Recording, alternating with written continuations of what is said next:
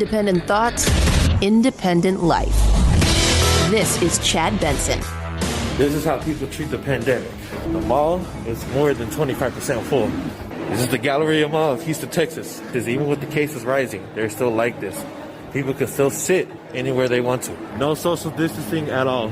Where's the mask? Where's the gloves? Like nothing happened. Guy touched his nose. Look at that. Like nothing happened. Where the hell is going on? No social distancing at all. Kind of freaking out, I'll be very honest with you. Yeah, guy at a mall, the Houston Galleria, looking around. Oh my God! Look what people are doing. They're standing next to each other. They're not wearing masks. They're not wearing masks. They're not wearing gloves. Stay calm. They're not even tracking people. They're only tracking people to go inside the stores. You can obviously see there's a line. No 6 feet. You got people standing 2-3 feet apart. See, I don't want to touch the rails. I don't want to touch nothing. People still standing and eating next to each other. Oh no, this is not good. This is no good. This is no good. Oh, no good. Social distancing. Human nature.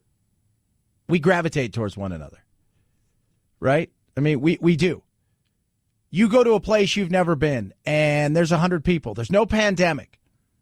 You're trying to find somebody that you can gravitate to if you don't know anybody or you're unfamiliar in the situation. It's crazy. It's just human nature. Other people understand that. And here's a perfect example. You can be in another country. And you could be somewhere and maybe you don't speak the language and you're there for whatever reason. You're there for school or business or whatever. And you'll hear somebody who's got an American accent. You'll gravitate towards them. Start to talk to them. Where are you from? Oh, you're from Michigan? Right on, man. You a basketball? Oh, you're a Pistons fan? Oh, that's awesome. I was a Bulls fan. And then you could start talking. Human nature is for us to be together. And it's tough. We're asking human beings to do something that is in our nature, which is to be around each other. We're not solitary creatures. We're not. I love my animals. I'm a reptile guy, but I have dogs. Guess what? The dogs love to be in packs. They do. They love to hang out with each other. My animals, they like to be solitary. They don't like to be around each other. They don't want to be near each other. If they do, they would fight. That's their nature. Our nature is to be together. It's tough. It's tough. It's a habit that has been around since the time that we as human beings became human beings. Even if you go back and you look in nature and you look at things like primates, what do? They're not solitary. They're in groups. It's tough. I think people understand that. The thing that we need to do to, quote unquote, stop this pandemic is the thing that's hardest for us to do, which is give up being a human in many ways. Saying, hey, we can't hang out with each other. We can't get near each other. We can't talk to each other like that. We can do it through Skype and stuff like that. That's what we're asking people to do, and that is tough. The minute you open the doors and tell people they can start to come back out again just by being human, naturally, they're going to gravitate towards doing what they do before this, which is familiar. This is familiar to me. It's crazy. When I saw this guy, I was like, I get it. I understand. He's freaking out. He's thinking about himself. And he was probably there more out of curiosity by himself than going there to purchase something specific. I'm curious. I want to see about this. Oh, my God, people are over there. They're standing there eating together. Yeah. Those people over there are talking together. Those people, that guy touched his face. Well, why? Because we touch our face. I got an itch. I'm going to touch my face. Oh, my goodness. You touch your face. You don't have gloves. By the way, gloves don't work. For those of you not keeping score, gloves don't do anything. They'll tell you they don't do anything. Unless you're going to take your glove off, put new gloves on, or wash your gloves, they don't do anything. The face mask, that's not habitual to us. It's not. It's weird to see people with face masks on. We're not in parts of the world where that is a normal thing. We're seeing people who wear face masks, in particular in parts of Asia, where it's a very normal thing compared to what we do. It's still a very unfamiliar thing. And we're trying to do the best that we can, and we're not always good at it. Let's be real. 323-538-2423. At Chad Benson Show is your Twitter. You can tweet at me. I just find it, even now, and I'm sure most of you are dealing with this, it's one of the hard things to do. Here, we've socially distanced inside of our studios, where I'm a little different, but I have my little clan that I hang out with, my little group, right? Everybody's got their little clan, their little squad, their little group that they hang out with. This is my group right here. This is your clan over here. This is, we all have our little area, but I socially distance by nature, kind of a quiet dude, do my own thing. And I have my little people squad that I hang out with. But even here at work, normally, you'd see your producer and give a little nudge, a high five, a knuckles, or, there's just things now that it's odd that we all kind of distance, and it's still weird. It is. And that's a tough thing, man. I'm telling you guys, it's tough. It is. And even for somebody like me, who, like I said, I have the same 5 to 6 people that I hang out with or see on a daily basis. And it's not too much bigger than that. But it's the way that we're interacting that it's just something about it. It's a little bit more unnatural than it would be in the past. And to get human beings to change like that is a very tough thing, which is why this thing is hard.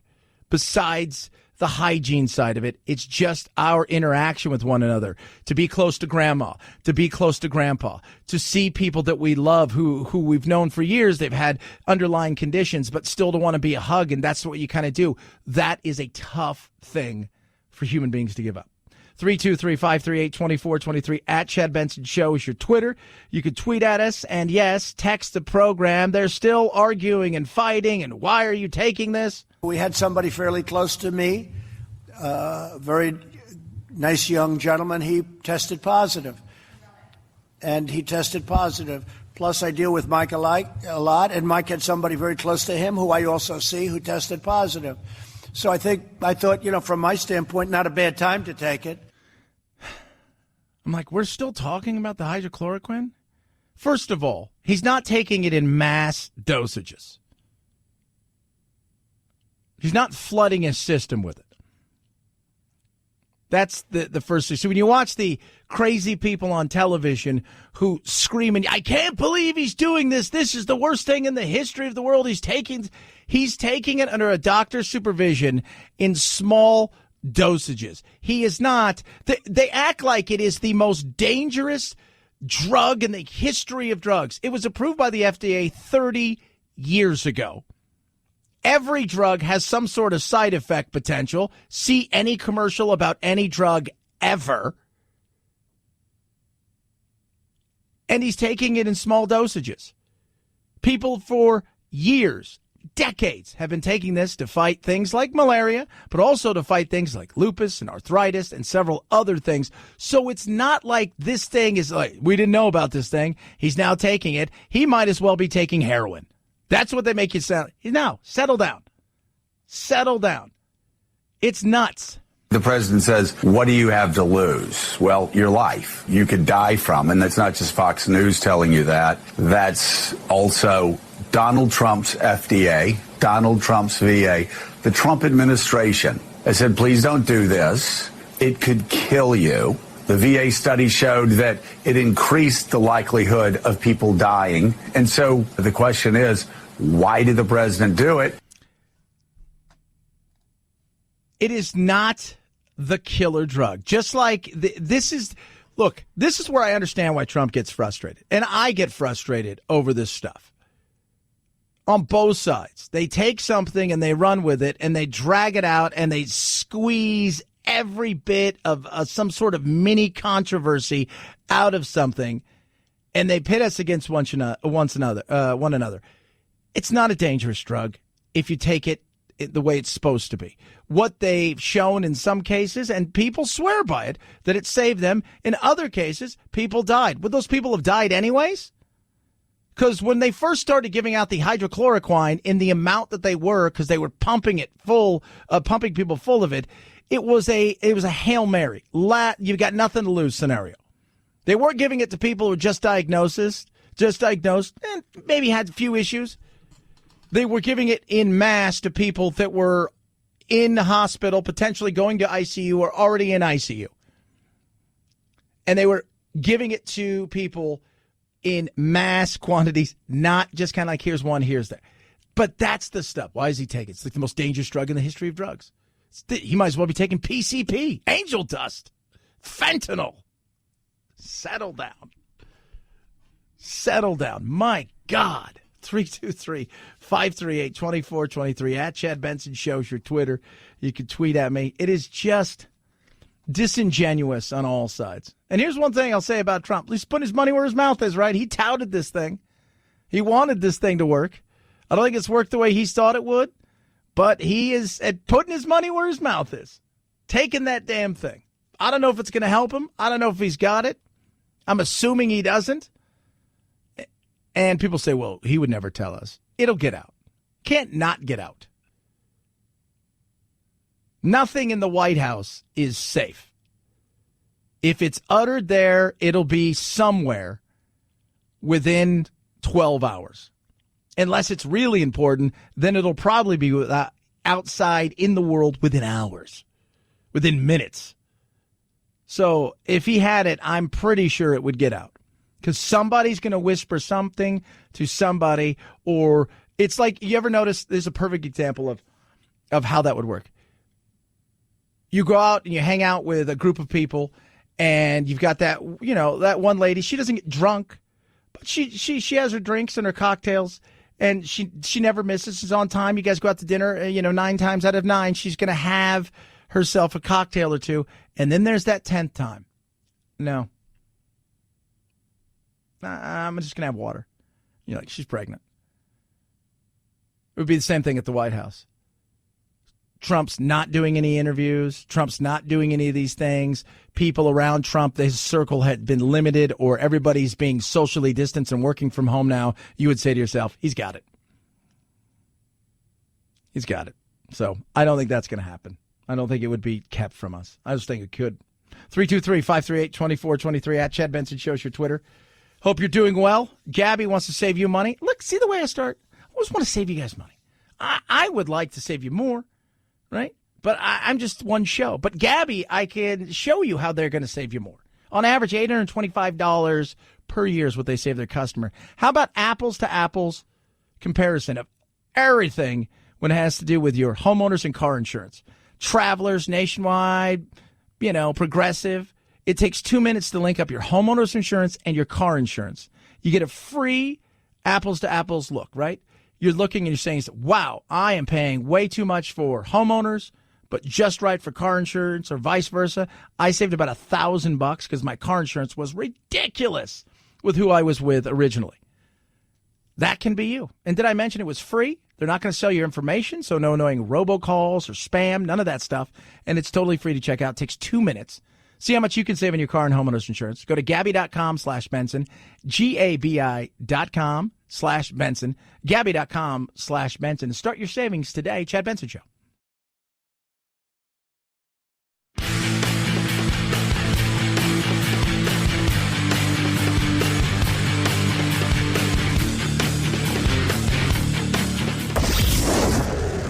I, you, he, she, it. Lucy is a girl. Point of personal privilege. Please do not use gendered language to address everyone. Shut up, boo. Ain't nobody got time for this. This is the Chad Benson Show. We're spending a lot of time at home. People are bored out of their mind. Yes, by the way.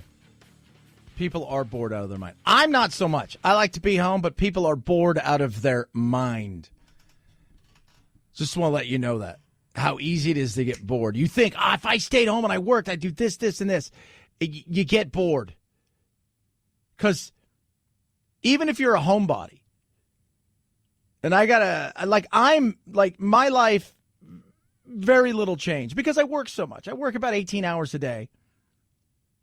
And then the rest of the time I'm home, I got the family, and of course I've got my lizards and all that stuff. So that's what I enjoy to do, and I'm kind of rural. But I understand the boredom, and I have a lot of friends who are homebodies, kind of like you get a little bit older, the fun, the craziness going out. But they're like, man, I would really like to go out and do stuff, even though they're home, because you feel like they're telling you can't go out. You can't go out and do something. So what's that make you want to do? Well, I got to go out and do something now. Chef Brian Averna says it only makes sense that many of us are trying to tap into our inner Julia Child. Our grandmothers baked for us when we were kids, and until now, we really haven't had the time to do so ourselves. He's director of culinary for Kraftmark Bakery. Baking is kind of a fun time to bond with your kids, and then, of course, you get to eat it. So baking is the bomb. So have fun, but stick to the recipe. They should be followed to a T. Bake and execute the recipe just as it's written. That way, the end result is more French chef and less Swedish chef. No, wrong. Don't do that. I'm telling you, don't do that. Do the exact opposite. Get just enough that's right, and then do whatever you want. That's the whole point. Baking's like science for your tummy. Put stuff in you like. Right? You're like, hey, you know what's missing from this Oreo spaghetti thing that I've made? You're like, what? You're like, gummy worms. You're like, oh my God, you're right. That's what baking should be. Have fun. Enjoy it. But don't overindulge. Because that COVID, remember, we're not flattening the curve the way that people think. We've fattened the curve. We're squashing the curve down. That's what's going on. People are making themselves so big that COVID's like we're only able, no matter how hard we tried, just to infect the thigh. Because everybody's so big. It takes too long to get up to the lungs. We can't do it. We can't do it. It's impossible. 323-538-2423 at Chad Benson Show is your Twitter, kids. Your Twitter. That's what we're doing now. It's a COVID. What is it when you go to college? Is the freshman 15? Is that what they call it, Phil? Isn't it? Yeah, that's it. Freshman 15. This is the COVID 30 for a lot of people. It is. And I've noticed, like I was sitting there today, the other day when I was in the store, and we always joke about, like, the meat's gone. But, like, they're talking about, like, grocery stores and Walmart's is record revenues. But a lot of it is comfort food. It's Oreo cookies. It's chocolate chip cookies. It's ice cream. It's not vegetables. It's plenty of veggies. It's meat. It's stuff that makes us feel comfortable in a time of uncomfortability. See what I'm saying? Chad Benson Show.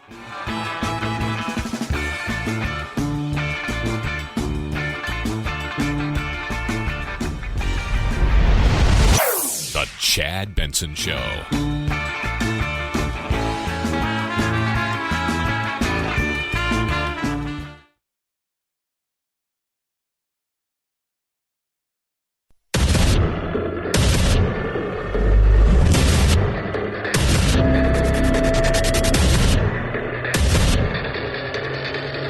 Independent thoughts, independent life. This is Chad Benson. We've got to get life back to normal, and we've got to restart the roaring Trump economy, and we have the tools to do that. The right mindset for reopening is not about balancing health versus the economy. It's actually about balancing health versus health. By one estimate, the virus-induced recession will see an extra 65,000 deaths from suicide, drug overdose, alcohol abuse in the coming years, possibly even more.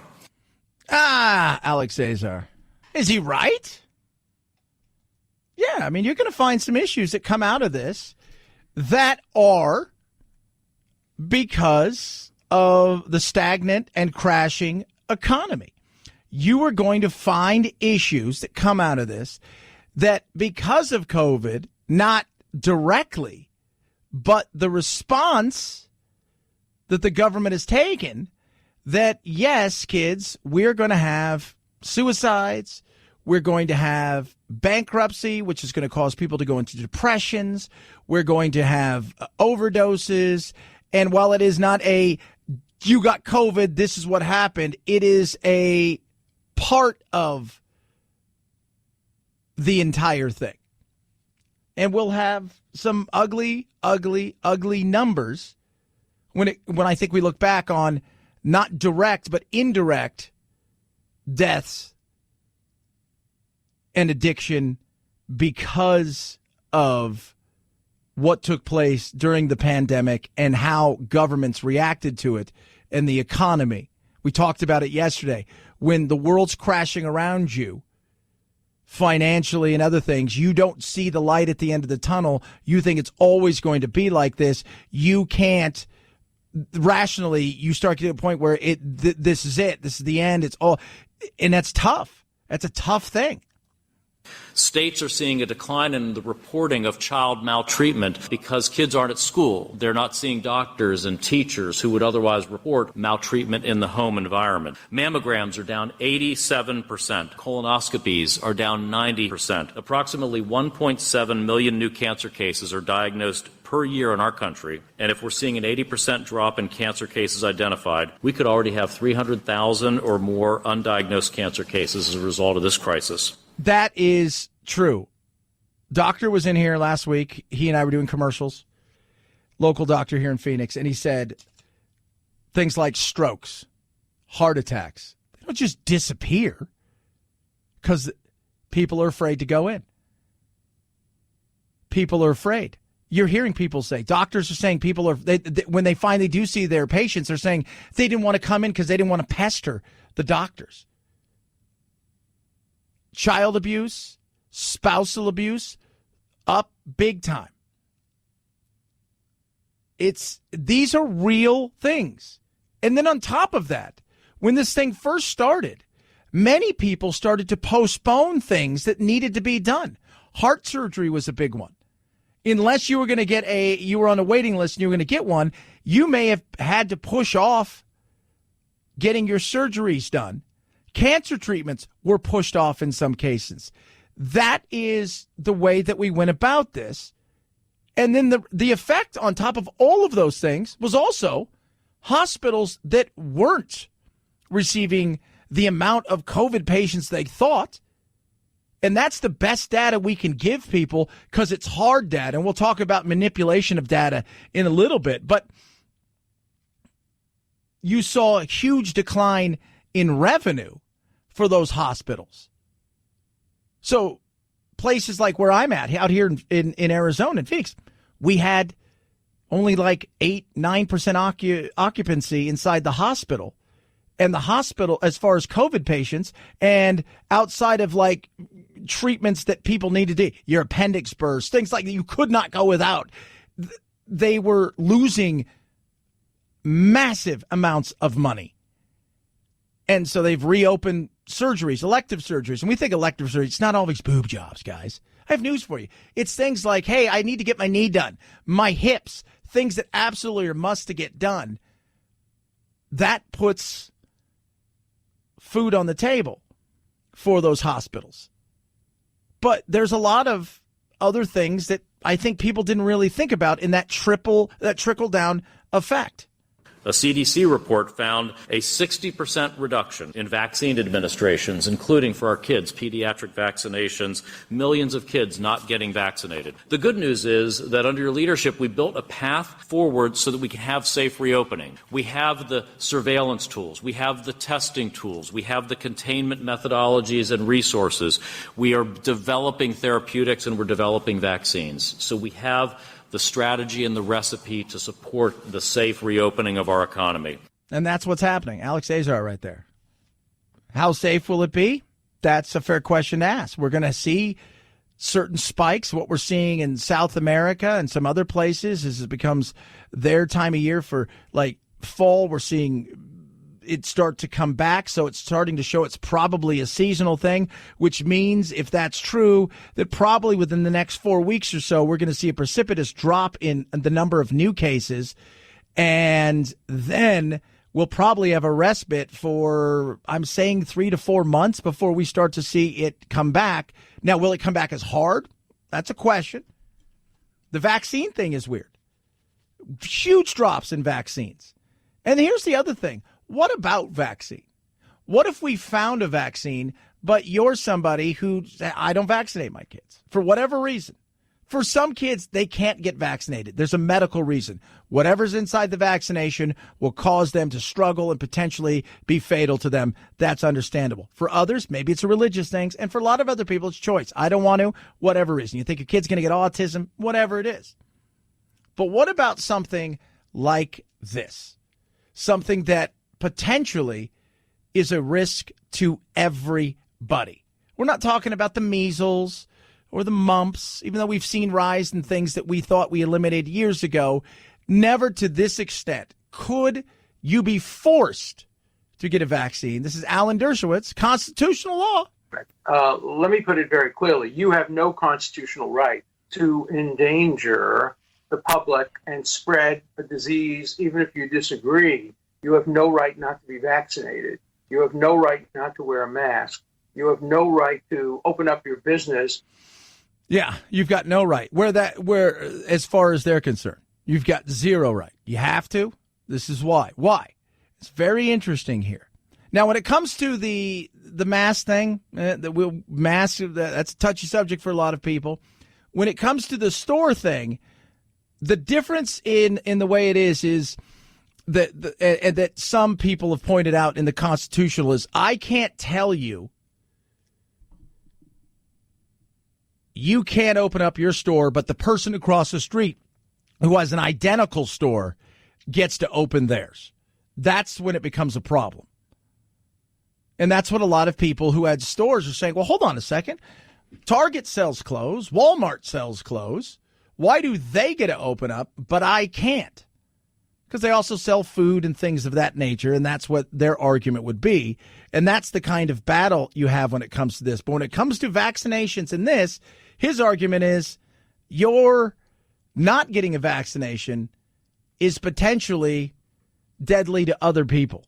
If you refuse to be vaccinated, the state has the power to literally take you to a doctor's office and plunge a needle into your arm.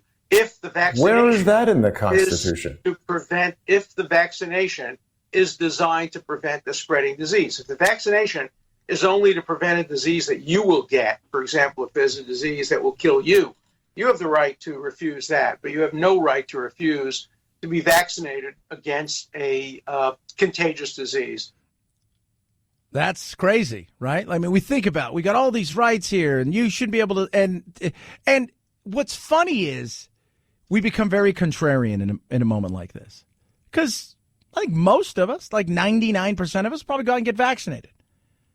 But the flu shot's a perfect example. Not everybody gets the flu shot. Not everybody does. We leave it to choice, They'll come up. It's that time of year. You'll get an email from work. Hey, we're giving flu shots today. Or you can get a coupon to go to CVS and get your flu shot. And not everybody goes and does it. Make that choice. Sometimes we just forget. This is a much different thing in the way they're looking at it. This thing is a pandemic that is deadly to the world, is the way that they'll argue it.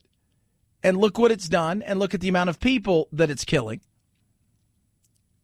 And because you could be a risk to another human being, and the way they're arguing is if you are, something would kill you, but you can get a vaccine for it, but it would only kill you. Well, that's your choice. If you don't get a vaccine for this, it potentially could kill many others. Well, that's the greater good. And essentially we're claiming eminent domain over your body. Public health, the police power of the Constitution, gives the state the power to compel that. And there are cases in the United States Supreme Court. Case that pops into my head, I may have the name wrong, is Jacobson. I think probably I have it right. Check it out. You'll see that there are cases after cases after cases that the public health permits reasonable actions to prevent the spread of communicable diseases. Most of them grow out of tuberculosis cases in the early 20th century, but some are more recent than that. And yeah, he was right. I looked it up, and there was the spread of tuberculosis, which was very deadly, and they had ways to essentially take you off the street and say, you're not doing what you're supposed to do, so we now are putting you in a place where you can no longer spread this. This is what's going to happen. And you had Typhoid Mary, where they tried to do with her because she had typhoid, which was deadly. Told her you couldn't cook anymore. We'll lock you up if you don't do this. And she continued to do things. And I understand what he's saying, but we become very contrarian. Because the minute you say you have to do something, in many cases, what do we do? Well, I don't want to do it now. It's like, I want to stay at home. I'm a homebody. Well, you can't go outside, but I really want to go outside. Don't touch the cookie jar. Well, I never do, but now that's like, perfect example is children. Like the best thing. You ever had a kid who's got a toy that sat there for 6 months or a year and hasn't moved? Another kid comes over, grabs the toy. All of a sudden, what do you do? What do you see your kid do? It wants that toy. We're contrarians by nature. Tell us not to do something, we're going to do it. And I think we'll see a lot of pushback on this. 323-538-2423 at Chad Benson Show is your Twitter. You can tweet us. You can text the program as well. Love hearing from each and every single one of you. The love, the hate. I'm good with either. Get a lot of that. Speaking of stuff that people may be doing or not doing. An analysis of birth certificates found just 3.7 million kids were born last year, according to the CDC. That's the lowest number in 35 years. There are a number of possible factors, but one hypothesis is a shift in attitude toward childbearing. Many women and couples are delaying childbearing and having fewer kids when they do. The economy is another possible factor. Unstable, low-paying jobs coupled with high rent has caused some women to be more cautious about having kids. And it's anyone's guess what will happen with the birth rate this year due to COVID-19. Yeah, because it could be, oh my God, we can never have a kid because of all of this pandemic and this chaos and this craziness. Let's not do that. Or it could be, we're home. Because you see that, like, what was it? You had the blizzard, and then 9 months later, you had a flurry of babies. You had the blackout, the great blackout several years ago, and then 9 months later, there was a mass amount of children in and around that time. This is something totally different, though. The rate we're going, you're going to be able to get pregnant, have your baby, raise your baby, get your baby off to college in the other room. That baby can graduate college, then maybe go outside. 323-538-2423 at Chad Benson Shows your Twitter. Wounded Paw Project, an amazing organization, woundedpawproject.org. What do? They rescue dogs. They take them from shelter dogs to service dogs. They need your help. They help veterans, first responders, and their family. And right now, they are inundated because of what's going on with COVID-19. Anything you could do. Now, you can give several ways. The best way is a vehicle. Car, truck, RV. If it flies or floats, they will take it. Great tax-deductible gift. Another great way is to go to smile.amazon.com. Every time you shop, there's a supporting group you set it to. Guess what? You can donate that way, and you can also give cash. But see the work that they're doing. Find out how you can even get involved in helping them. Go to woundedpawproject.org. That's woundedpawproject.org. And as they always say, you'll be saving a paw to save a life. Chad Benson Show.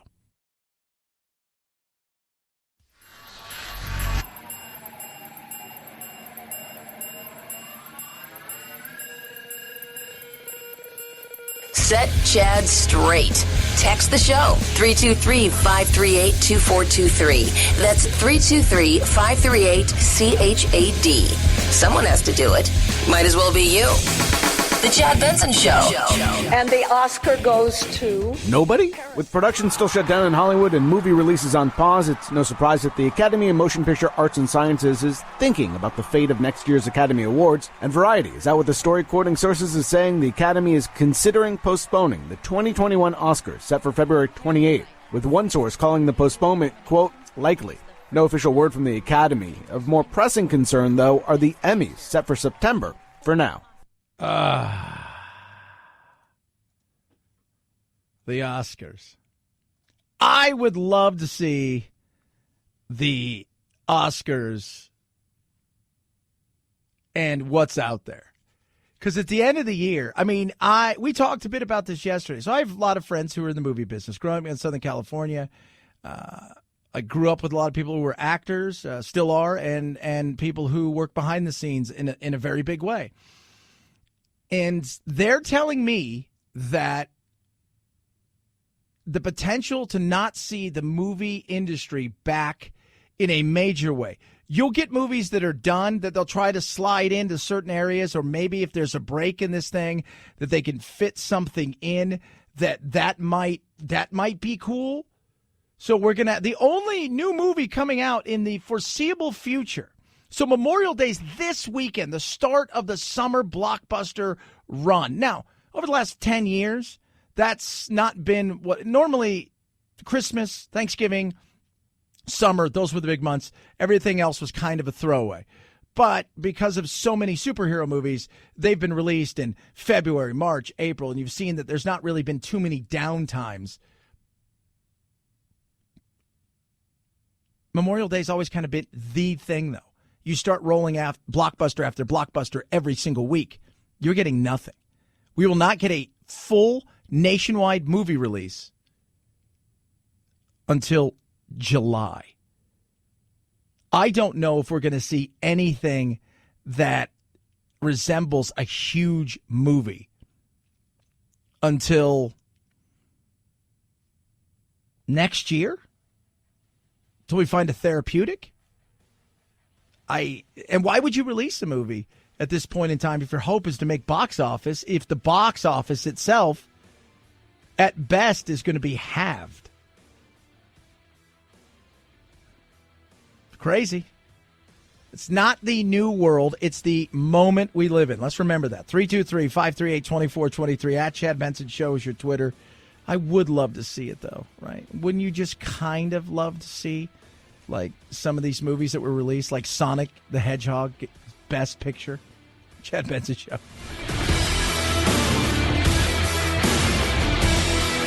This is the Chad Benson Show.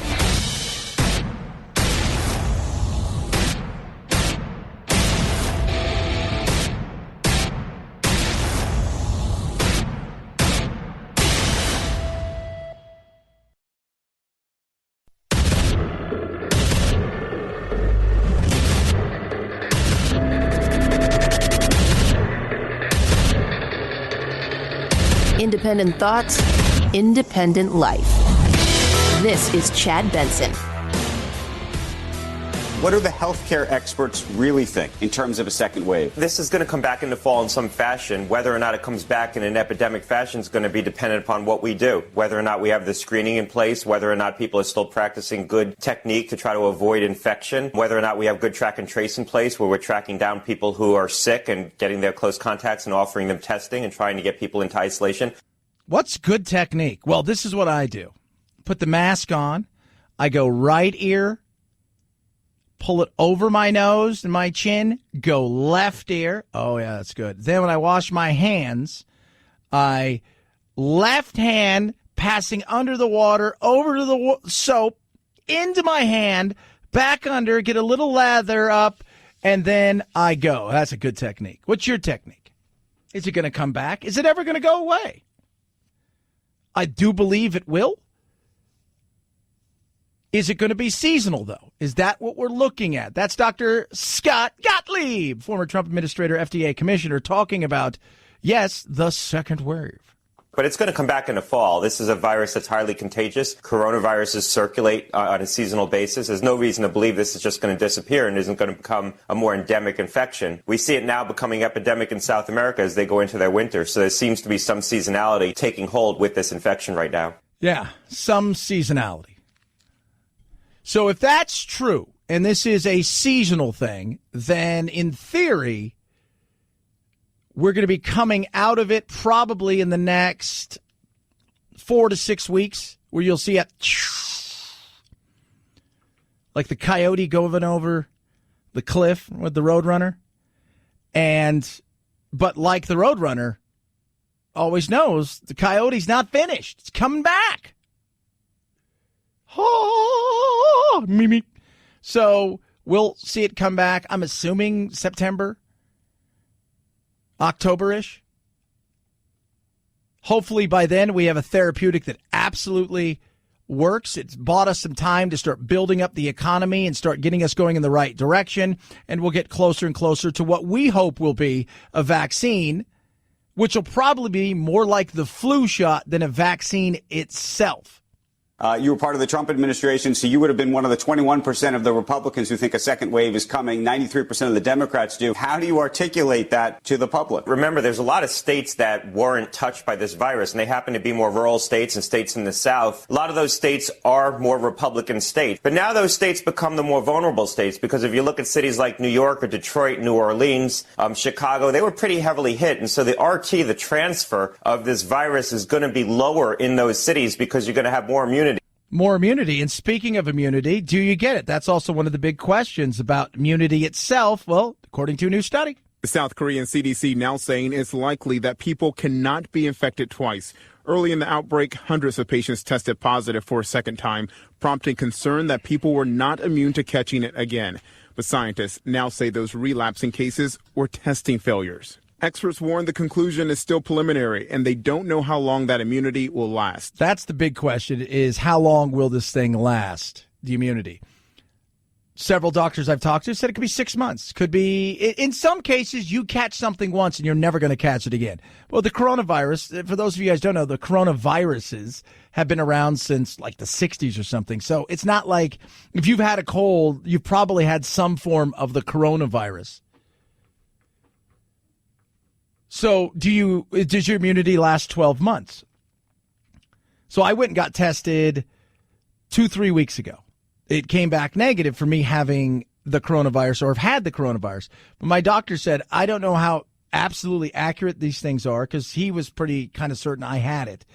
And he said the other thing is you had it at the beginning of this. After about 40 days or so, the levels of antibodies drop to a certain level where it's kind of like a plane flying under the radar. It may not be detectable. And I said, well, that means I'd be vulnerable. And he says, no, what would happen is the minute that if you came in contact, it would charge itself up again. And I said, okay. But is this thing going to come back? Well, by the sounds of it, according to Dr. Gottlieb, it will. And so we've prepared ourselves and put ourselves in a good situation. Now the step is to find that therapeutic before we get the vaccine that is going to be something that's treatable. And what the therapeutic would do is it would mitigate this thing as far as the hospitalizations and then the ICU and then potentially death. So if you got it and you got it bad, you take a certain therapeutic. For the flu, you take Z-Pak, right? The azithromycin, you take that. That would be whatever this thing ends up being.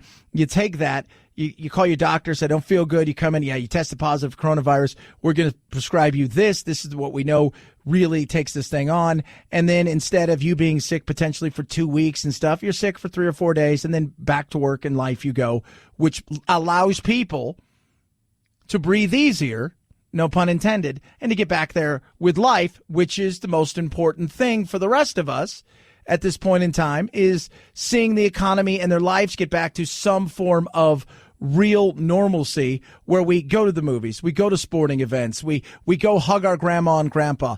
That's what we need. And then the vaccine will come, who knows how long. And in New York, you're probably getting to levels of exposure that will reduce the transfer of this virus heading into the fall. And so the vulnerable cities become cities that are dense, but were largely untouched by this virus. So you think of cities like Dallas, where they didn't have a big epidemic. I think we need to remind people to practice good technique heading into the fall. It's going to be a challenge coming off of July and August, because I happen to believe we'll have a quiescent July and August, and people will let their guard down a little bit. But, come the fall, we'll need to be very careful with this. Here's the thing about the place like Dallas compared to New York, and what we're seeing right now in the resurgency in South America, and what's going on there, and how bad it is. Let's remember for just a second that New York, in the upper northeastern part of the country, is unlike any other kind of area that we have in the States. It is dense. It is packed in. It is truly a city. When we think of cities, Dallas to me has a few big buildings, but they're still, much like Los Angeles, it's a lot of sprawl. You build out, not up. I said yesterday, when's the last time I was in an elevator? 2 years? I couldn't remember. You have very little of that in a lot of these places. You're not in elevators. You're not side by side. You live in a single family dwelling. You don't live in apartment buildings. Because they build out, not up. And that was one of the reasons that the urban side compared to the rural side suffered in a much different way. Because building out means your transportation is what? Car. I'm in a car. Who's in the car with you? Majority of the time, 99% of the time, just me. Okay. So you go to work. Where do you work? Well, I'm working a 2-story building. I take the stairs. Or I work in a 1-story and I just walk into my office. Okay. So you're not in a crowded elevator. Nope. Okay. That is big. Go home. What do you have? You drive home alone. You go into your home. You don't go into an apartment building and you get on an elevator with 5, 6, 8 people, touch something, go through crowded hallways. That matters. And that's one of the reasons it's contributed.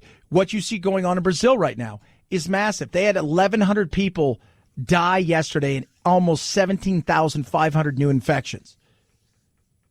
Their death toll is about 18,000, and they've got 270,000 plus cases. If you know anything about parts of Brazil, it is absolutely dense. You've got people living on top of each other in ways that makes New York look like sprawl with bad sanitation. Bad sanitation. And you're going to see, I think, in the coming weeks and months, a huge rise there, in particular in certain areas that aren't rural, but instead are packed in and condensed. So even if it comes back in a big way, if you will, while New York might not be hit as hard, I don't think the rural states are going to be devastated because, once again, lifestyle is much different. And the old adage in boxing is styles make fights. You could be the greatest boxer in the world, but there's one style that gives you trouble. Baseball players. You ever watch baseball? Baseball is a perfect example of, first of all, the thing that drives everybody crazy is we've become specialty. But what does that mean? Well, this guy here can't hit a fastball. So if we're in a situation where we need to do something, our pitcher right now, he didn't throw a fastball. He throws curves and sliders and junk. I'm going to bring in somebody from the bullpen because I've got somebody that's going to fit his style. It's the same thing with something like this. The style that this thing really attacks is dense areas where there's lots of people. That makes the breeding ground perfect for it. Rural areas, it's just tough to go from place to place to place to place. Doesn't have the same kind of opportunity. 323-538-2423 at Chad Benson Show is your Twitter. Tweet at me. You can text the program as well. Gabi, GABI.com/Benson. You're going to want to write that down. I'll wait for you. Go ahead. All right. Homeowners insurance, car insurance. Do you pay too much? How would you know? What kind of coverage do you have? Well, I got the perfect coverage and I pay the right amount. Are you sure? Gabi.com/Benson. You go there, and within 2 minutes of putting in your information, so you put in the information, the link, it's so quick, they'll tell you, give you the perfect comparison of the exact same coverage to show you whether you are or aren't paying the right amount.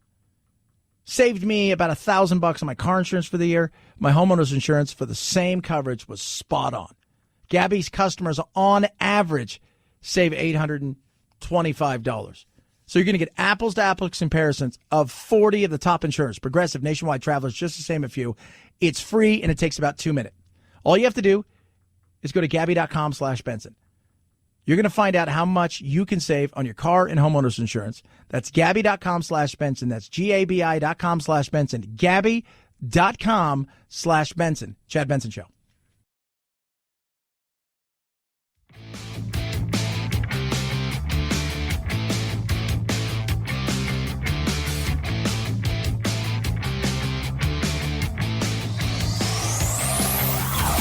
Check out our Chad Benson Show Facebook page where you can hang out or hang your grievances out to dry. This is Chad Benson.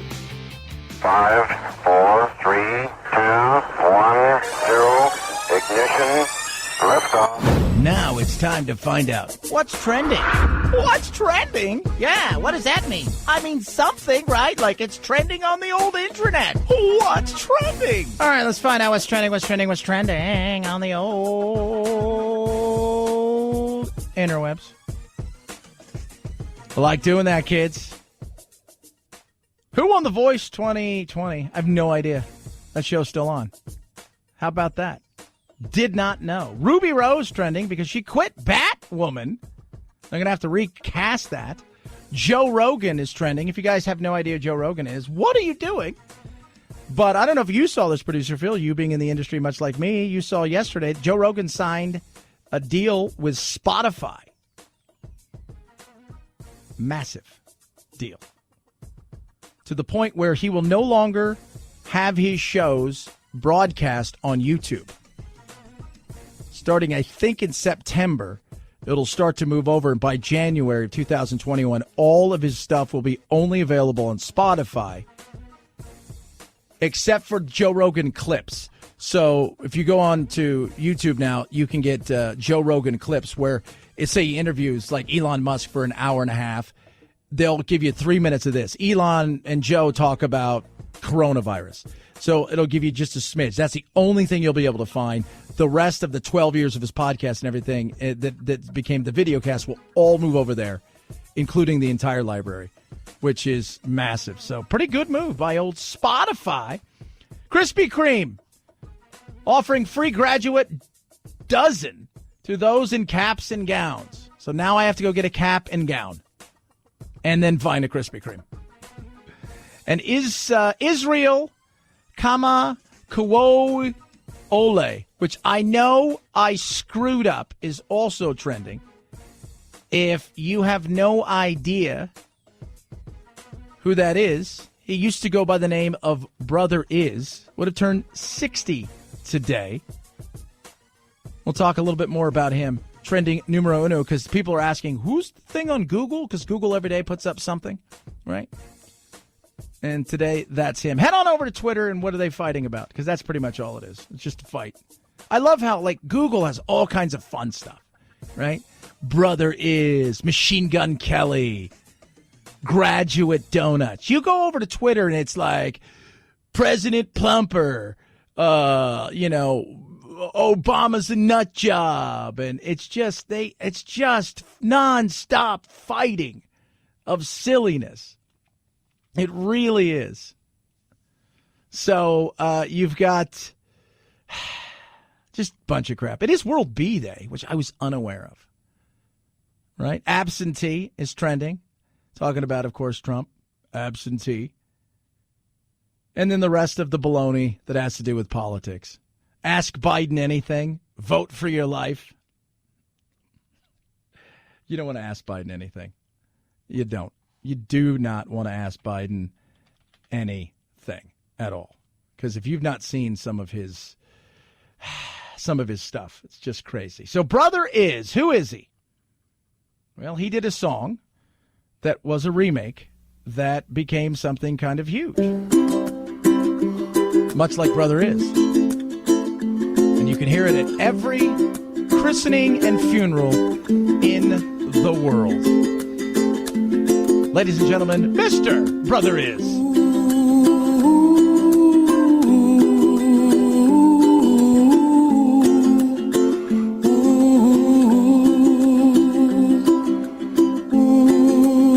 Hell of a voice. Huge. Hit and man. Let's do it, brother. Somewhere over the rainbow, way up high. This became his big, massive hit and became something that everybody loves to play. Oddly enough, he called a radio station, talked to the guy, said, can I come down and use the studio? Went down, knocked it out in one take. That was it. And away it went. It's the Chad Benson Show.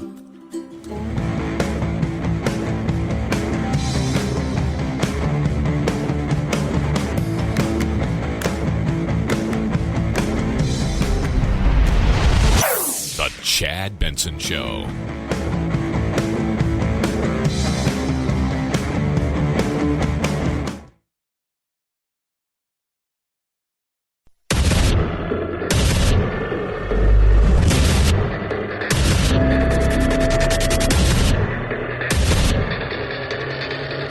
Independent thoughts, independent life.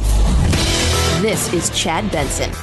It doesn't matter who you speak to, he has a different thought on things than the next person that you're going to talk to. The only thing is we have to have complete collaboration between the union and the owners in order to get this done. And right now, they're simply not on the same page. No, they're not on the same page. Major League Baseball. It's Tim Kurchin right there. They're not on the same page. And baseball, here's the funny thing. When you look at all the sports, hockey's trying to find out their path to reopening. Basketball's doing all they can to set a date and to start to get the players back in shape, to get them back in, and to find out exactly how they finish out the season. The NFL, they're doing all kinds of stuff. Whether they're doing some training by individuals, they're game planning, they're doing everything. All of that stuff's going on. Even yesterday, even though the governor was mad, Ben Roethlisberger's out throwing with a couple of his players. He said he wasn't going to shave his beard or get a haircut until he started throwing passes to a teammate. And he did, and then he went and got his haircut, and the governor's like, I can't believe he did that. But then he's like, I'm Ben Roethlisberger. I've got a bunch of Super Bowls. I'm more popular than you. Deal with it. Major League Baseball, exact opposite. They're doing everything they can to say, nah, we don't want to play. We don't want to play. The one defense I have for baseball is the rules that they're trying to come in with, social distancing on the base paths, and no spitting, and, showering at home. Things like that I understand. That to me is ridiculous because you're kind of altering somewhat of the game. But they're playing it up for everything. And the money side. I know the money is the biggest issue and the most contentious issue. However, if we can get through the testing and the quarantine and where we're going to play and all the health concerns, if somehow we can get past all of those enormous obstacles and then we're held up by money, boy, that would be a really bad look for baseball. It would be. And I look at this moment in time, and I don't blame the owners on this. They're trying to figure out how to do this in such a way. They're going to lose money. Baseball there's no salary cap in baseball. And because of that, there's also very little revenue share compared to the rest of the sports. The sports teams get revenue shares in other leagues, and the players get a revenue share. You don't get that in baseball, but you have guaranteed contracts, and you can go for a long time. That's why you see these guys sign a 10-year, $450 million contract, knowing you may get a good 3 or 4 years out of them, and then the last 5 or 6 years, you're eating that $40 million a year on a subpar player. But there's also no salary cap. But revenue in baseball, in a lot of ways, especially for small markets, depends on what? Gate. TV revenue and gate. New York Yankees has the Yes Network. Billions of dollars. Billions with a B. California Angels of Anaheim. Let's call them the Angels. $1 billion of revenue because of their deal they just did. Dodgers and Time Warner. Billions. Billions with a B. Massive billions with a B. Kansas City Royals don't have that. They need the gate to help keep them competitive.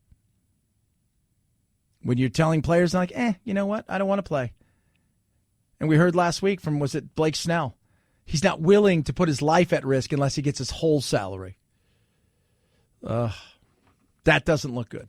323-538-2423 at Chad Benson Show is your Twitter. Feel free to tweet at me. You can text the program as well. To wear a mask or to not wear a mask? It's a very important question. And do you shame people who don't wear a mask? So the model cited by the White House for reopening implication projects less deaths between now and August, if and only if people wear masks. So Trump, of course, refuses to wear one. That's all you need to know about this president. Forget the rest of the noise about what he's taking or what he's doing. History will remember his as the story of inaction. Inaction on masks, testing, tracing. He sees it all as bad because he just wants to reopen regardless of the risks because he thinks it would be better for him. Cuomo there. Can we all agree he's a buffoon? Can we all agree that? Smidge, just a smidge. Is that what I'm going to remember the Trump presidency for? I'm going to remember the Trump presidency for a lot of things. The coronavirus will be a huge part of it. The economy, yeah, but mostly for the drama and the insanity. I do not blame Trump for the craziness, the outbreak, and all of that stuff. I don't blame Trump for any of that. Could he have handled things better? Yes. It's easy to be a Monday morning quarterback. It is.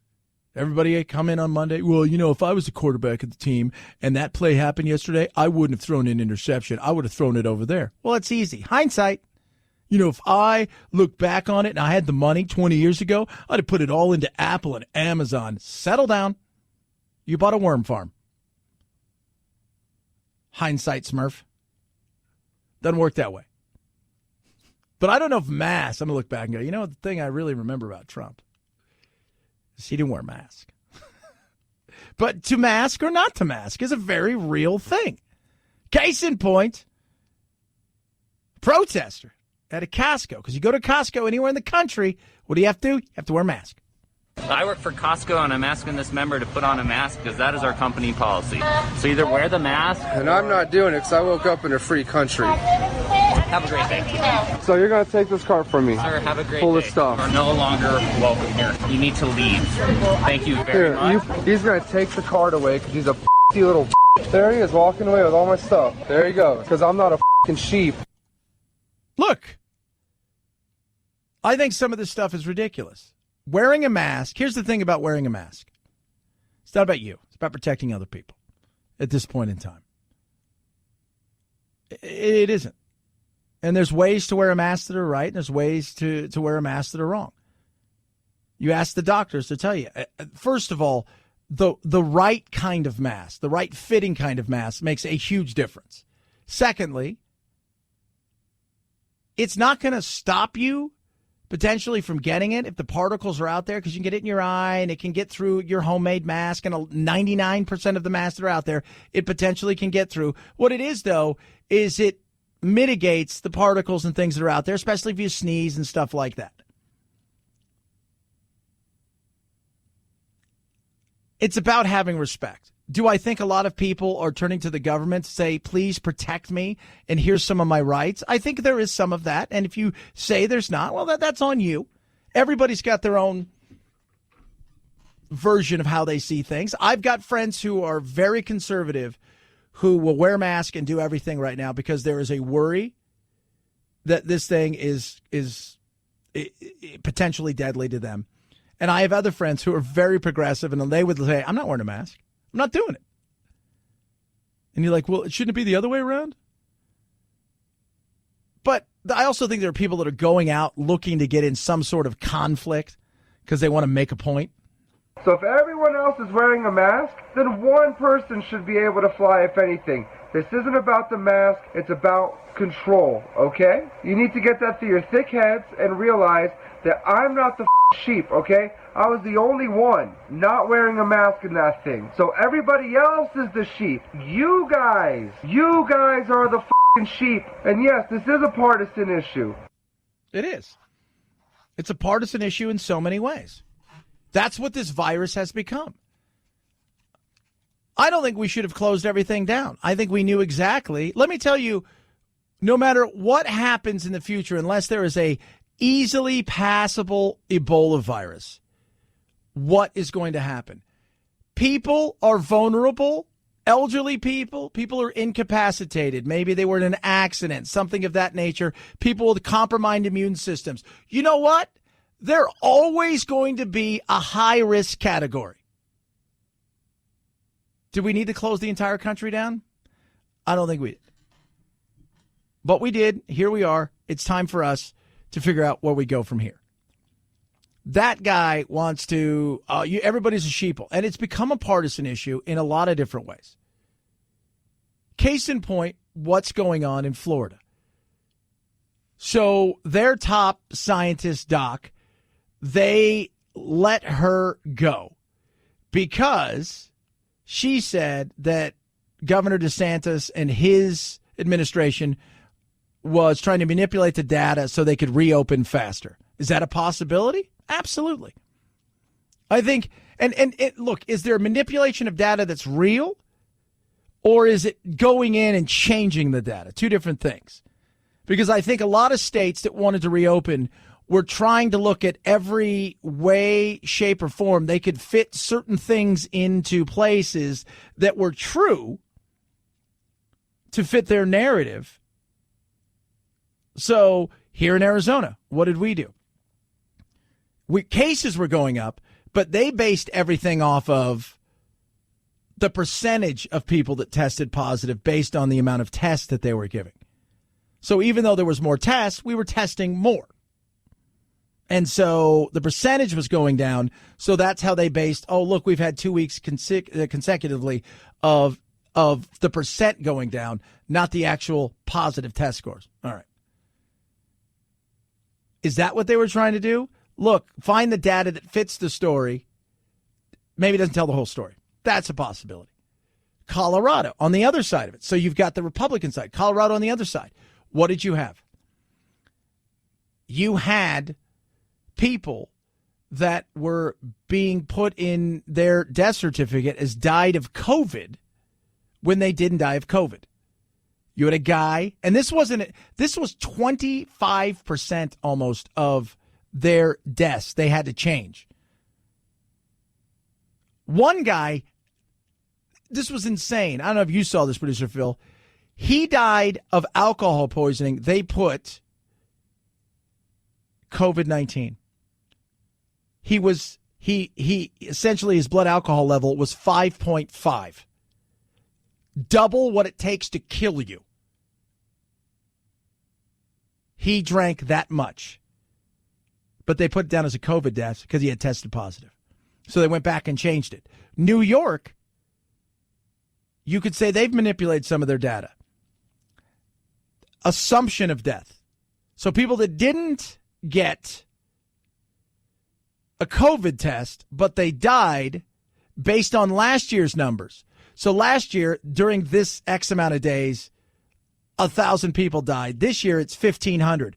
We're assuming those 500 people died of COVID because the number is up. So those numbers look a little different. Both sides feel like they're playing with the numbers, and quite frankly, both sides probably are. Trying to find the narrative that fits them. This is why it's a red or blue. This is why it's ridiculous. We know what it does. We know who it hurts. We know who it kills. And yes, every once in a while, somebody who is healthy will get this, will have real issues and potentially die. But it shouldn't be red versus blue. It should be, how do we get ourselves from point A to point B, return ourselves back to some normal way of life without having to wear a mask and make a stand, or without having to make it seem like this thing is the end of the world and only government can save us. 323-538-2423 at Chad Benson Show is your Twitter. Speaking of saving you, Rough Greens has helped my dog Doodle immensely. Now, Doodle, I love, but he can be persnickety. His hips, he's got like fatty tumors that have been there for a long time, and he runs at times, and even when he starts to run, one of his legs won't even hit the ground. He'll kind of hold it up. He's crazy. He's crazy. He's just weird.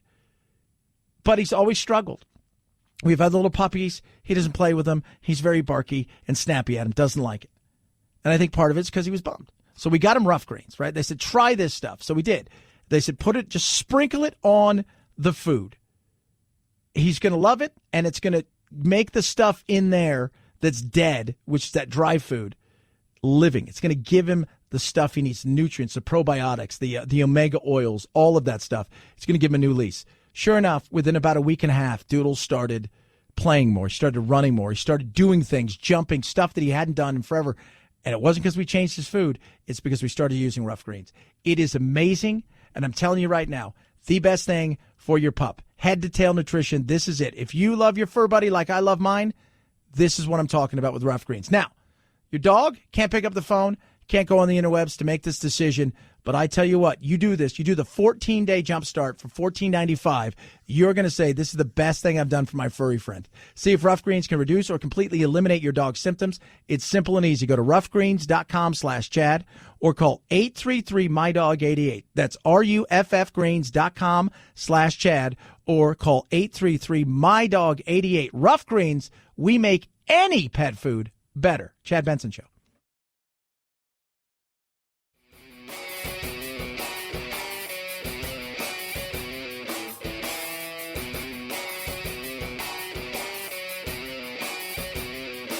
Being antisocial sucks. Hang with Chad's friends on Facebook, The Chad Benson Show. And if you just need some alone time, head on over to Twitter at Chad Benson Show.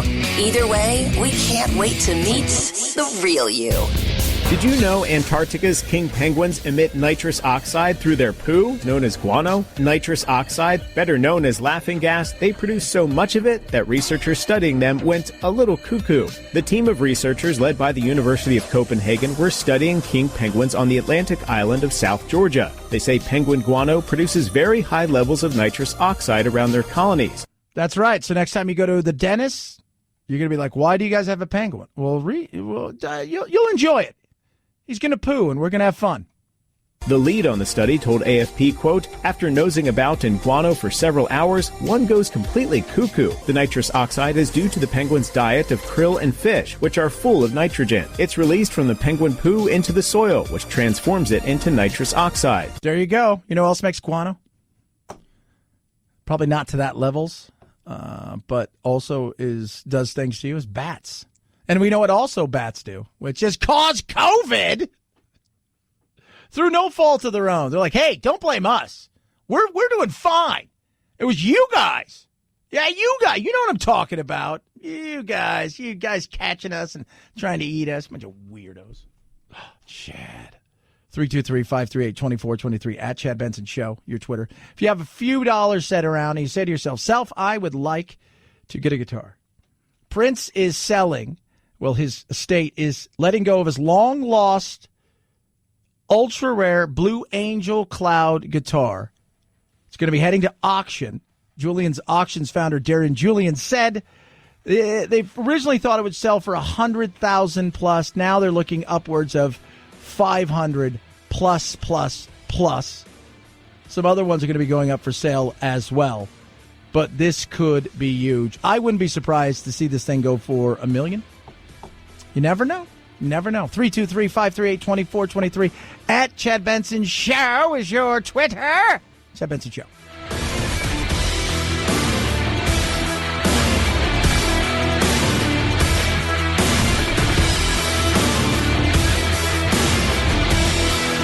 This is the Chad Benson Show.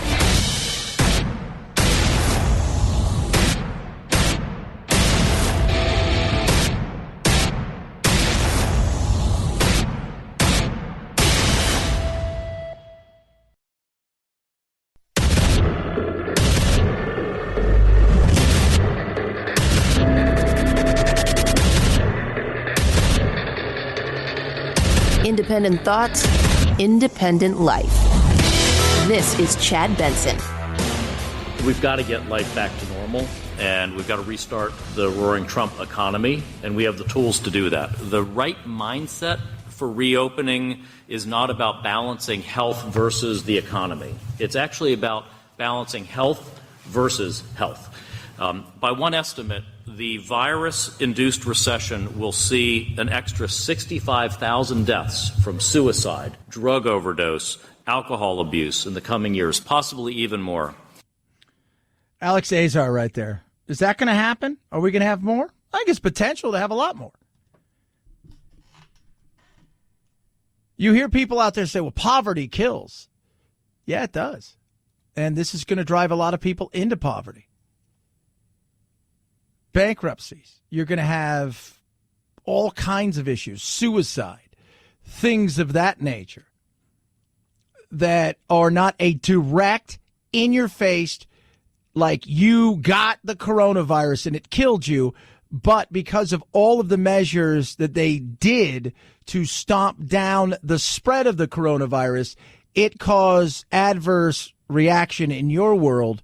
And because of that, you made choices that ended up causing you to potentially kill yourself, become addicted. You can go from there. So there is a trickle-down effect of these things. It's tough. Nobody likes to see people struggle.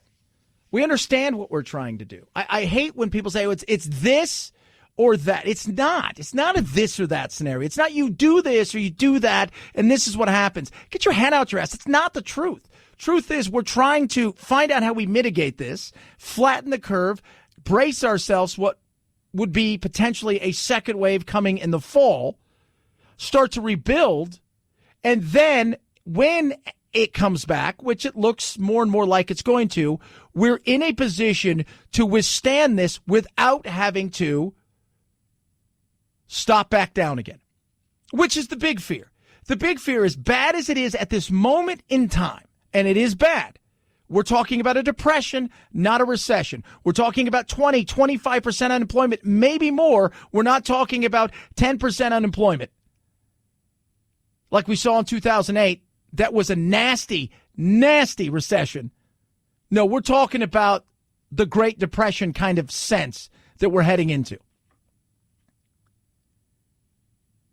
But if we do it right, we get into a position where when we come out of this and we're ready to roll and we start to roll, that we don't have to stop down again.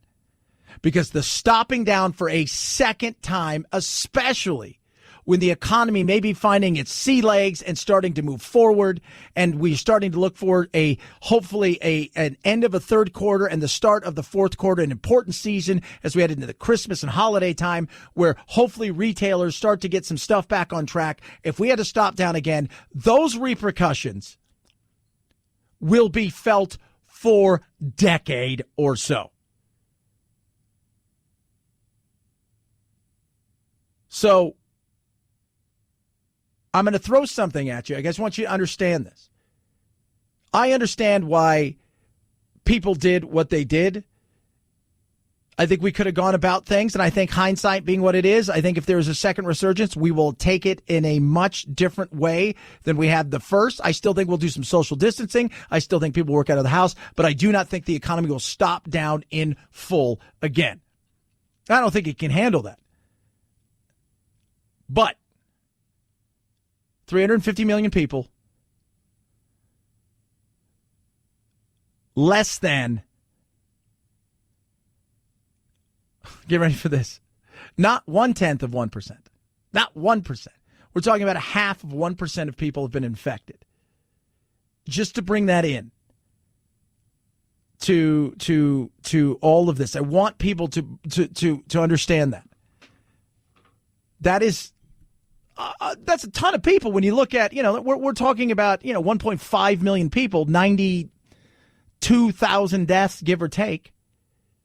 That is a ton of people. Those are individuals. Those are human beings whose lives were affected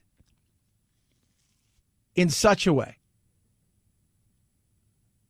But here's something. 350 million people's lives were affected because of the coronavirus and the stopping down of the economy.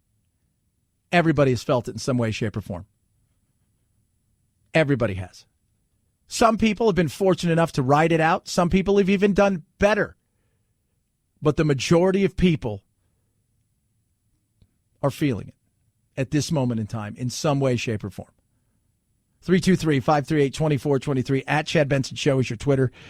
You could tweet at us. You could text the program as well. And with all of that going on, right? So we got all of this stuff going on. You guys do realize that in November, whether it's mail-in Whether it's shout out the window or whether it's go to a polling place, we will have a night of elections that will include the election for president of these here United States of America. It's like saying maybe if you injected Clorox into your blood, it may cure you. Come on, man. What is he doing?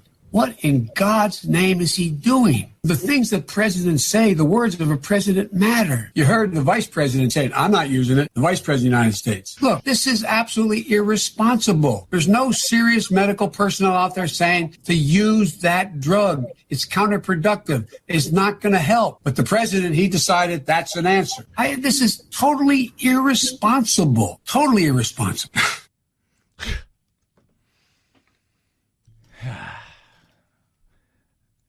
I've not heard what he would do.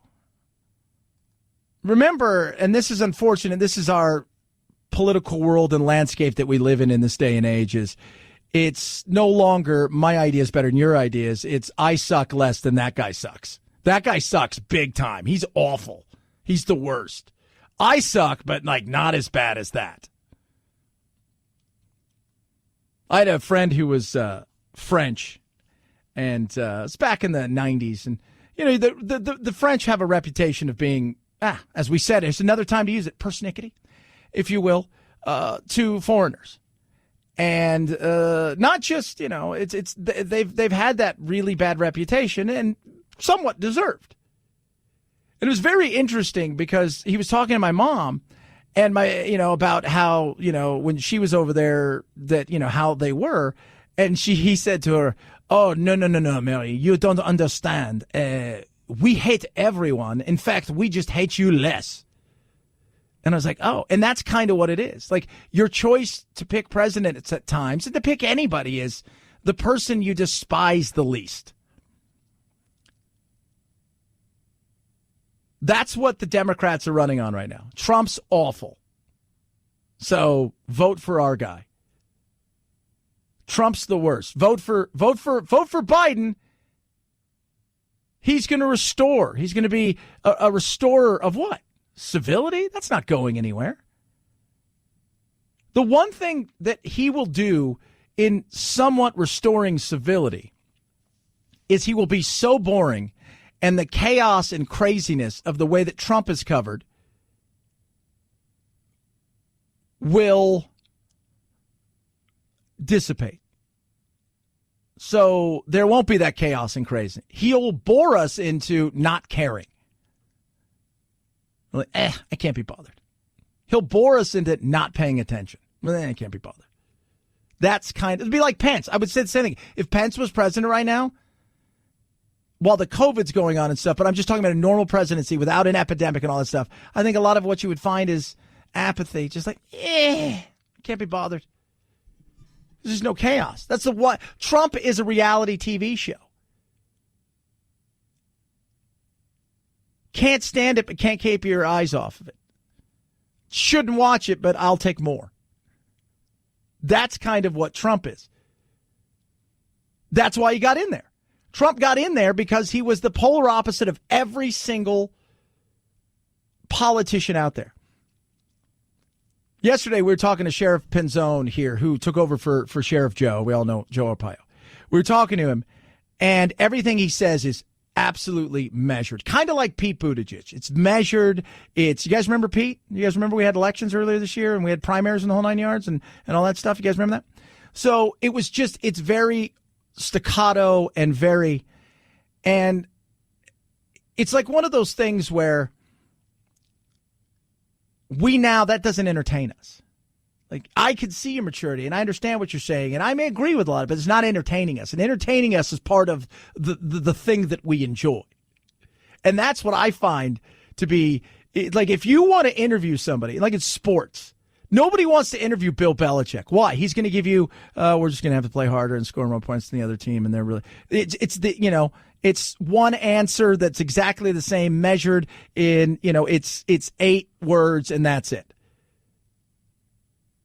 You want to interview people that are going to say crazy. Sheriff Joe and Donald Trump are going to say stuff that's crazy. That's great. Measured is not what they do best. Millions are going to watch the interview that's chaos, not so much for the interview that's measured. So that's the funny thing. Which one's been successful?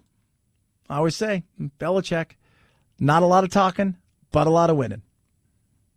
323-538-2423 at Chad Benson Show is your Twitter. You can tweet at us and text the program as well. Love hearing from you. Lightstream, helping you out, save money. Man, I'm a saving money kind of fool for you guys today. Lightstream's great. You're looking at your credit card, right? Sitting in your condo, your apartment, whatever it is. You're looking at your credit cards that you've been living off. You're thinking, my goodness me, I'm paying a lot of money for this stuff. 19% APR, that's the national average. How about rolling everything over to one single loan payment? It's a simple, single monthly loan payment, and you get a rate with Lightstream as low as 5.95% APR with auto pay. Absolutely no fees with Lightstream. Application, quick and easy. 100% online. If you apply early enough, guess what? You can even get the money the same day you apply. And they're going to treat you great, and it's really, really fast. And if you apply today, you get a special interest rate discount. Now, the only way to get this is to go to lightstream.com/Benson. That's lightstream.com/Benson. Subject to credit approval. Rate includes 0.50% auto pay discount. Terms and conditions apply. Offer subject to change without notice. Visit lightstream.com/Benson for more information. Chad Benson Show.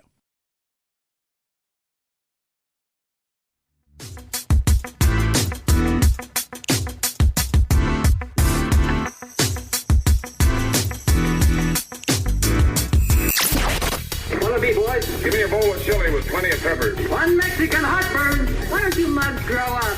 The Chad Benson Show, where independent, a la carte thinkers have a seat at the table and a voice in the dialogue.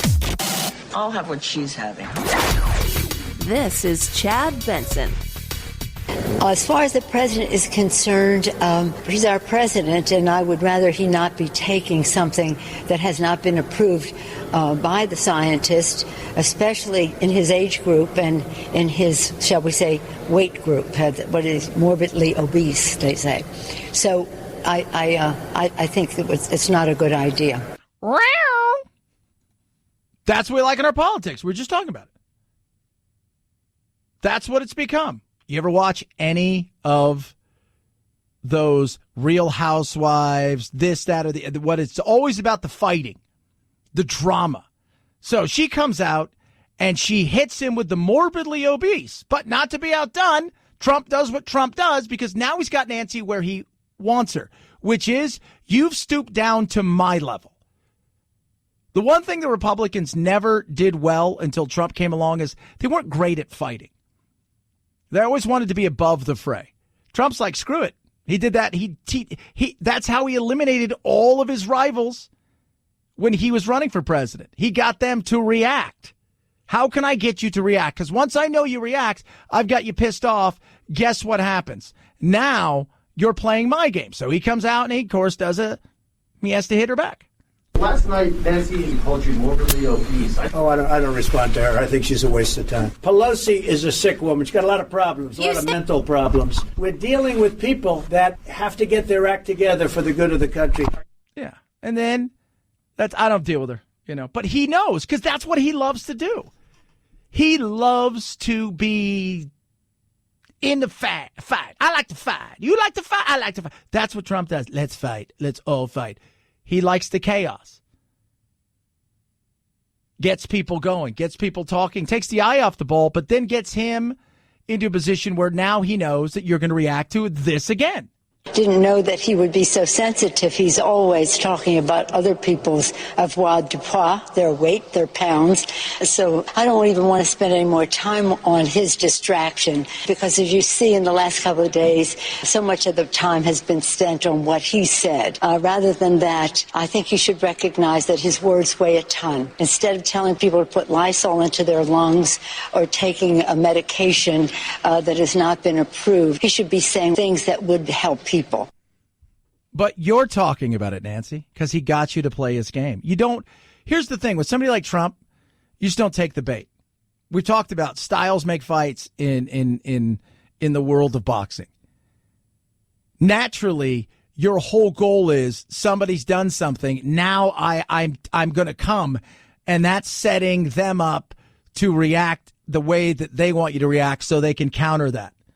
That's what Trump's. Then you don't take it. It makes it so much better. But that's what he does. And people react to it. People react. If you don't react, that pisses them off because they're expecting a reaction. They're expecting some sort of counter reaction to the thing that you did to drag them in, and that's when they know they've got you. And then when you don't, that angers them. They're all in it now. Trump has shaped politics. He's done, in many ways, what people sent him to Washington do, which is to rankle the feathers, to piss people off, to change politics as we saw it. It may be an ugly way, a more reality TV way, but like it or not, he is absolutely upset that apple cart.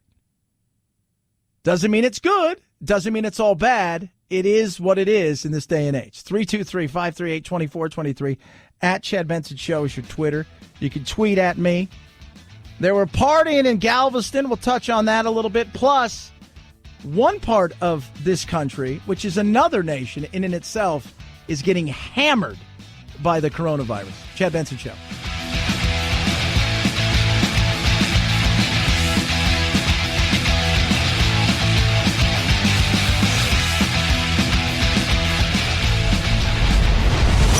The Chad Benson Show.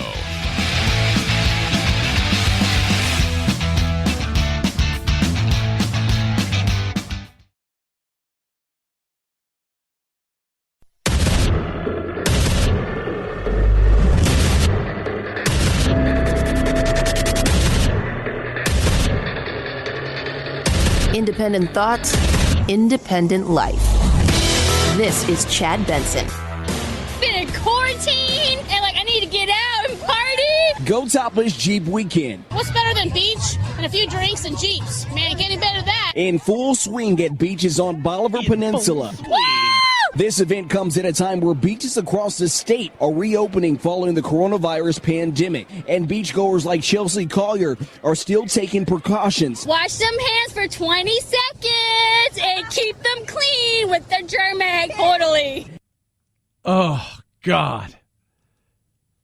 That's tough. But it was the topless weekend, and not that kind of topless. It has all to do with people enjoying themselves on the beach in their Jeep with their Jeeps tops off in Galveston and Boulevard Beach, Crystal Beach, Galveston Bay area, partied hard. Like, not a little party, but they went full throttle, crazy, almost like you would say if people were going on spring break. That kind of party. And the police were like, what can we do? Chaos erupted. About 80 people were arrested. 6 people were taken to the hospital. The Galveston County Sheriff's Office has enlisted the help of 40 DPS troopers. Come down, have a good time. You have a good time, there's no issues. But when you start acting silly, we've got a jail that's got a whole lot of empty holes. As for the enforcement of social distancing, they say it's challenging to enforce. I mean, you can't. It's not possible to do that on this beach with the amount of people that we have here. We can't do that. Can't do it. Won't do it. Can't, won't, shouldn't, can't, won't. It's very interesting, though, right? They're partying, but at least they're honest. Look, we can't do this. There's just no way we're going to be able to do this. The year before, you saw, we had 80 arrests, we had people going to the hospital. This year, they're looking out. They showed pictures of the beach. It was chaos. And at some point in time, you're just like, well, as long as there's not shots fired, people drowning, fires being started, crazy nudity, we're just going to have to try to, let's just keep it here. Just keep it here. People want to get out. It's a natural thing. The natural side of thing in life is to get out. The natural side of thing in life is to get out and to be around other people, to enjoy the company of other human beings. And even when you try to limit it, naturally, we do what? We gravitate towards it. This is how people treat the pandemic. The mall is more than 25% full. This is the Galleria Mall of Houston, Texas. Because even with the cases rising, they're still like this. People can still sit anywhere they want to. No social distancing at all.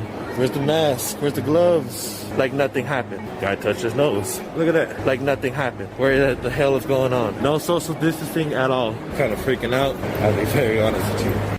Yeah, very honest. Very upset. Very honest. Very walking through the Houston Galleria, filming it. People do, though. It's nature. We want to be around our own. We see people like, oh my God, there's a bunch of human beings. I want to hang out with them. They're my friends, right? I want to be hanging out with them. This is the species we are. We're humans. We want to go and hang out. The only species really that has not only hangs out with in groups to themselves, but also will bring other things in to try to hang out with.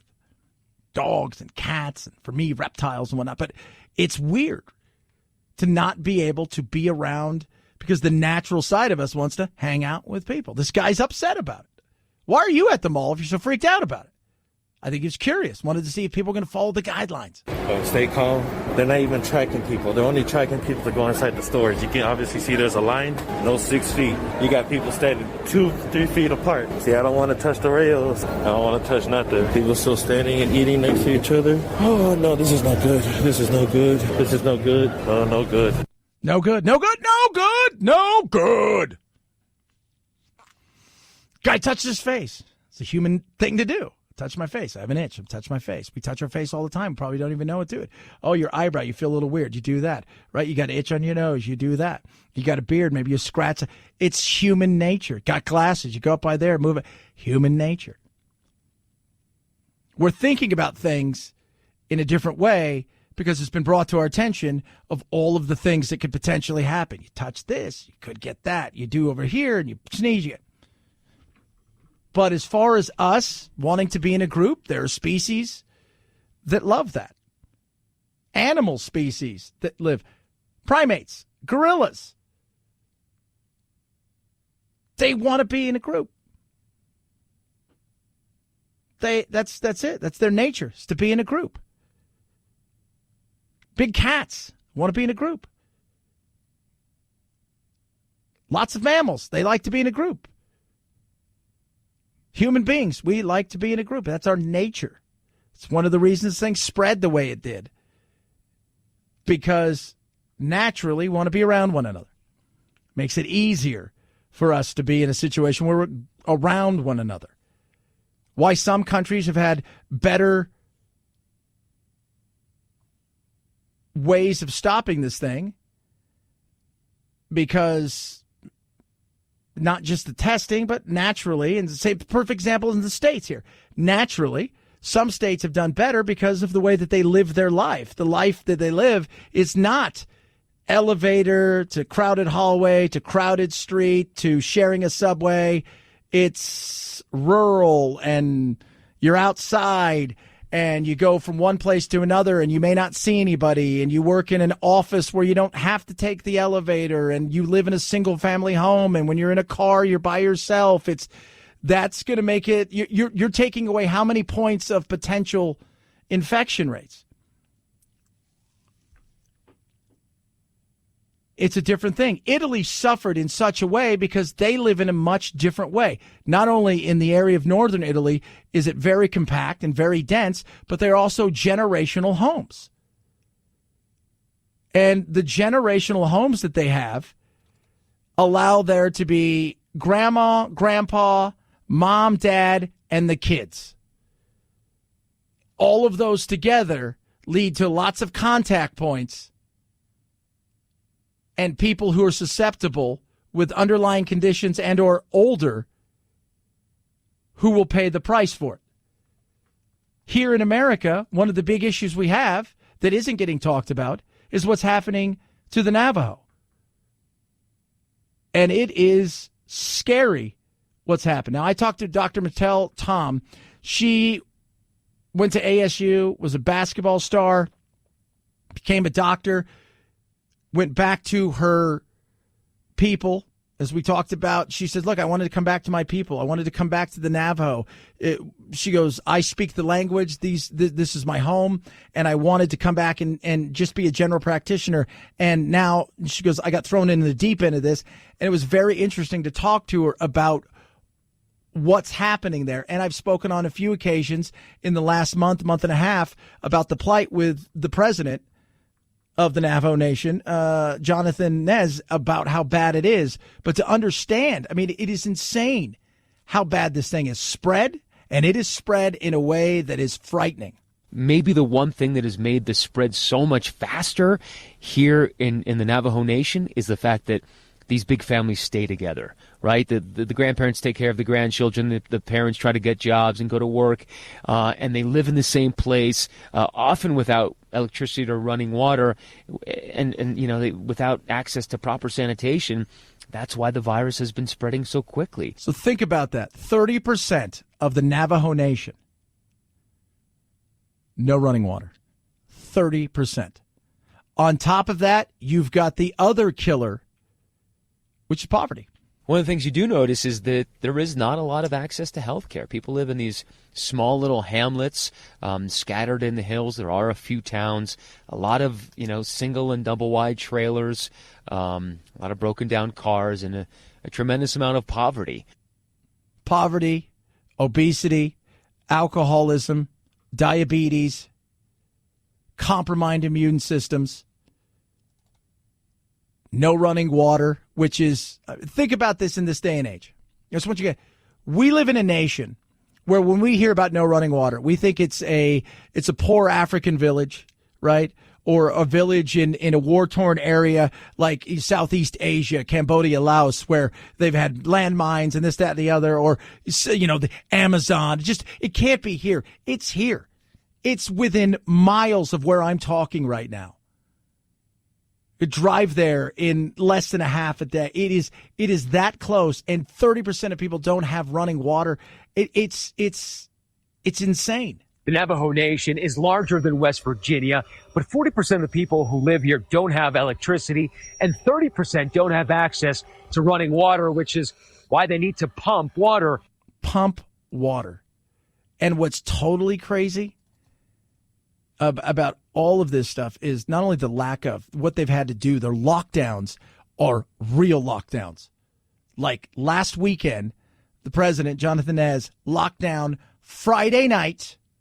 And by lockdown, it wasn't like you cannot leave your house until Monday morning. No one can come.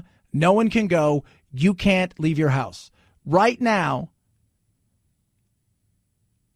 the fastest infection rate and mortality rate, period, case closed, in the country is the Navajo Nation.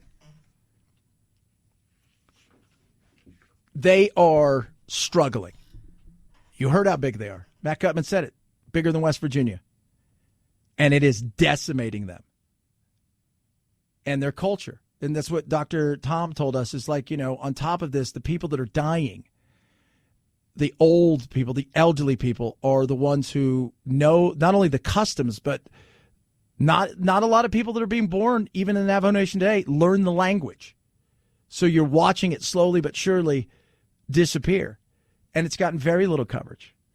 And it's happening here. And it's tough. It's tough to watch. And being around here and speaking to people that have gone there and come back and hearing the plight, and speaking to the president on a few occasions, Jonathan Nez, it is a tough thing. You're like, wow, that's here? Like here? Like you guys have wells? Ew. So no sanitation, people with pre-existing condition and obesity, diabetes, and a home that has, and like one of the things she points out when we were talking to Dr. Tom, she goes, you guys got to think about how the houses are heated. And, you've got stoves that are inside. You've got certain things that it's just the perfect scenario for something to spread with a multi-generational home. 323-538-2423 at Chad Benson Show is your Twitter. Feel free to tweet at me. In fact, last week when we spoke to her, I said we need to get them some face coverings and masks because they had very little of any of those things and anything that could help. And my buddies over at Boomer Naturals said, yeah, let's get some stuff out to them.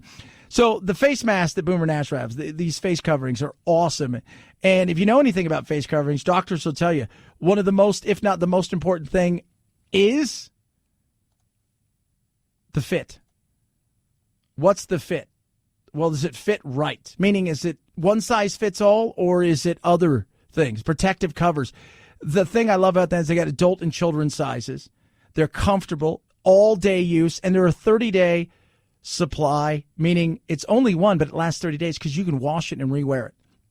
65% cotton, 35% polyester, hypoallergenic.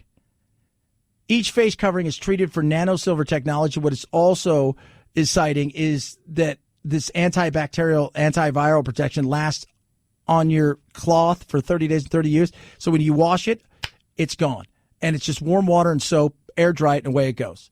Suitable for all-day wear. Affordable at less than 30 cents per day. And again, the sizes, children and adults. You go to boomernaturals.com. Use code CHAD20. You're going to save 20% right there, plus get free shipping on all orders. That's CHAD20 at boomernaturals.com. Boomernaturals.com. Make sure you use CHAD20 to save that 20%. Boomernaturals.com. Promo code CHAD20. Chad Benson Show.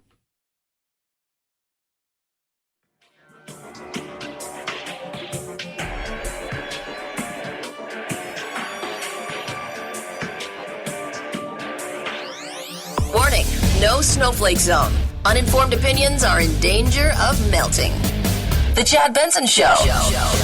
What Alan Sills essentially told owners yesterday was that, look, in order to play football, we're going to have more widespread testing, more reliable testing, and we're not going to take those tests from people who need them in other parts of more important society. So he is certainly seems to understand what Shredder's point is when it comes to player safety. I think that we just, as August approaches and then early September, it's important that both of these sides wind up on the same page. That's Jeff Darlington talking about whether or not football can get going and what they need to do as far as testing. When I talked about the German Soccer League, why it was important is the NFL is really looking at the German league, the Bundesliga and the Oberliga, which is Division 2. So you have Division 1, Bundesliga, the big league, and then below that's Division 2. There's 1,700 players. They're tested 6 days a week. So that's a lot of testing. I mean, that's a lot of kits. And they're supposed to be, we're supposed to have all kinds of kits, but as we see, testing has been, at best, a little slapped together here and there. But if you have 1,700 players that are getting tested 6 times a week, that's a lot. That's about 10,000 plus tests. And that doesn't include some of the staff. Those are just the players themselves that are being tested. So you're probably looking at, with the staff and everything in the NFL, you're looking at a lot of tests every single week. And how do you go about, if somebody tests positive, what do you do? Football is a contact sport. They're looking at doing things with the helmet and face mask, and there's only so much you're going to do. At the end of the day, it's going to be down to one thing, which is I hit you, you hit me.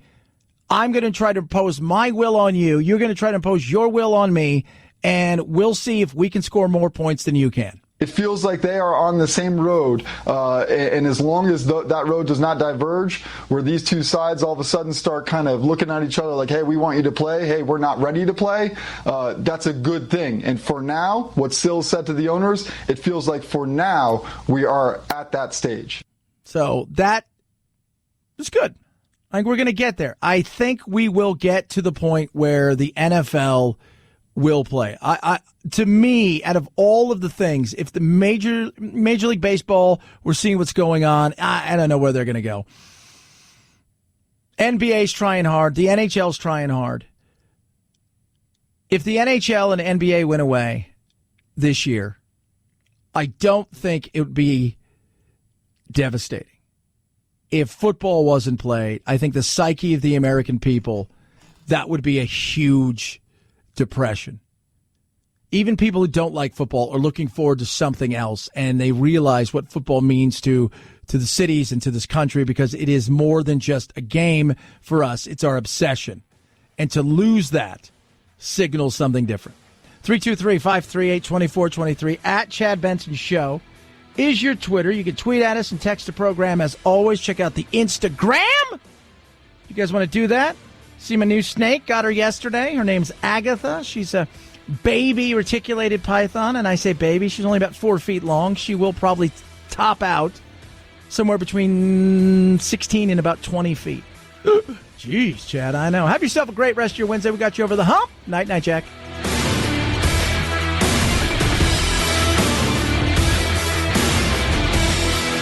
This is the Chad Benson Show.